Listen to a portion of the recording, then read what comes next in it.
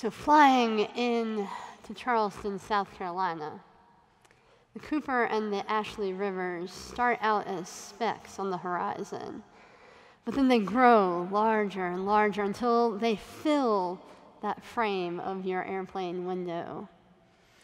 Other cities you might be used to flying into, are subdivided by grids of concrete and asphalt. But down there, the roads are completely obscured by the riverbeds, like arteries racing out across the landscape, the pulse of the low country beating with the tides. Streams chase each other into rivers, rivers race down to the Atlantic. If you're coming by way of I-26 South, it's the smell of the water that catches you before the sight. The brackish, sticky breeze carries on it the perfume of oyster beds and sweet grass marshes. And that is when I know I am home. Now, it's not a home where I was raised or a home where I have lived, but it's a home where my soul exhales. The point where the Cooper and the Ashley meet is the Charleston Harbor. And from there, like other cities, the Circle Line, for example, you can take boats out into the harbor to see the water, to see the city from the perspective of the water. And you name it, lobster dinner, sunset, Carolina Belle, murder mystery tour, if it's a cruise that goes out into that harbor, I have been on it. I have even done the world's worst, and I mean worst, ghost tour. Setting sail just before sunset, the boat careens along the Battery Wall where stately houses from another era stand sentinel over the city.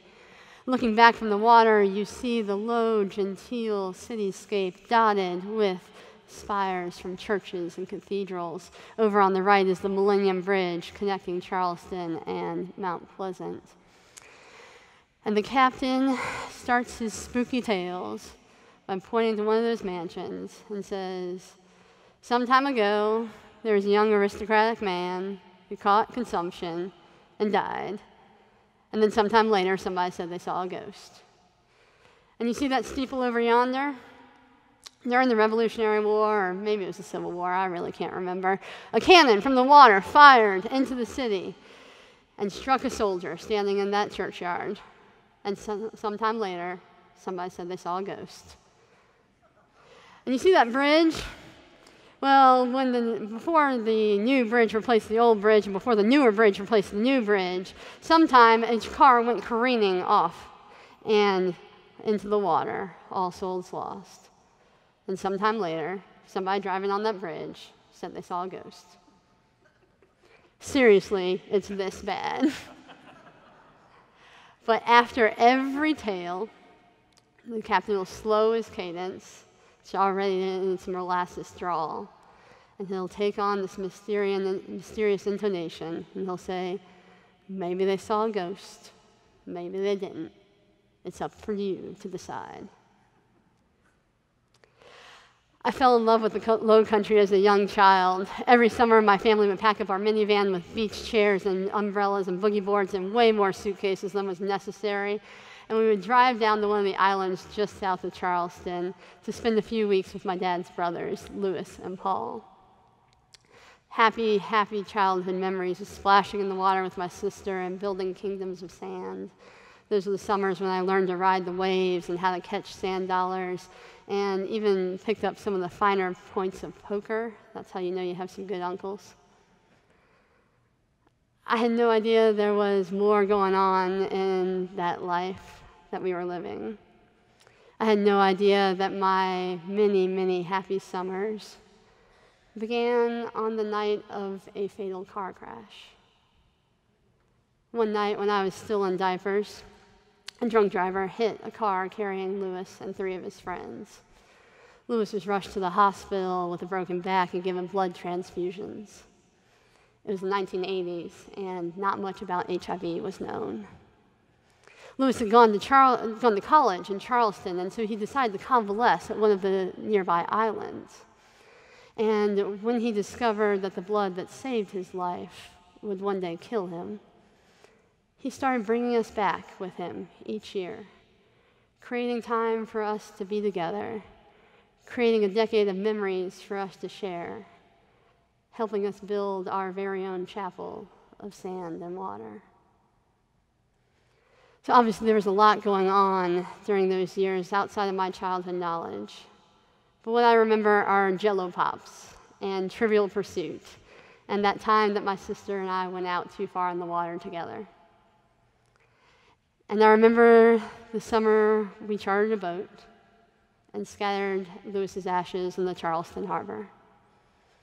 I remember the tears and the way that ashes stick to your fingers, dusty coat of love you never want to wash away.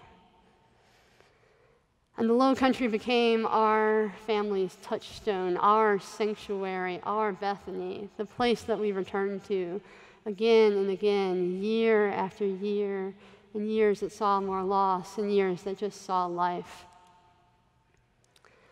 And then 3 years ago this August, about a week before my family was about to go back to the beach again, just like we've been doing for forever that I can remember, I got a phone call.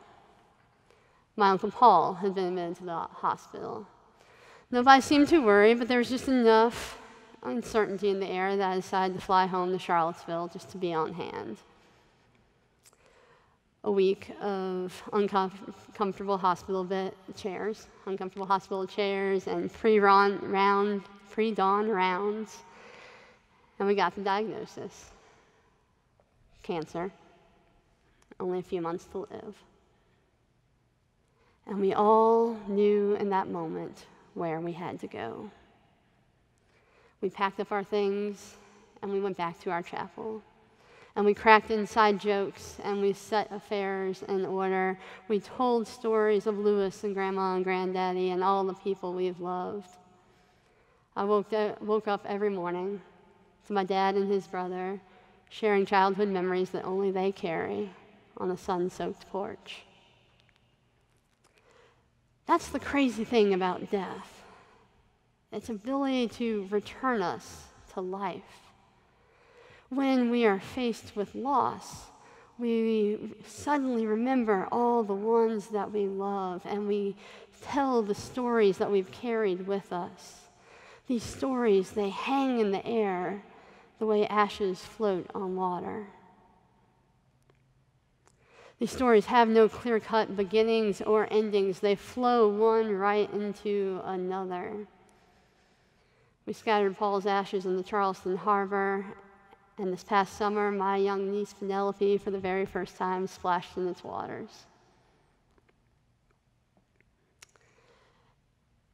Physicists tell us that a simple law of physics is matter is neither created nor destroyed. That means the atoms that existed at the Big Bang are the exact same atoms that went into making you and me. Scripture tells us that we are created in the image of the divine, the God who is the same today as yesterday as in the beginning. We are stardust and divine breath, an imprint of eternity. And that's why I've come to believe that the people we love are never really lost. And that's what I think the disciples on this Ascension Sunday believed when they lost sight of Jesus for that very last time, and when they gathered around his table without him, still surrounded by a holy host of others. The poet E.E. Cummings says, "For whatever we lose, like a you or a me, it's always ourselves we find in the sea." One songwriter says, "Love is like ghosts." Well, maybe it is, and maybe it isn't. That's up for you to decide. Amen.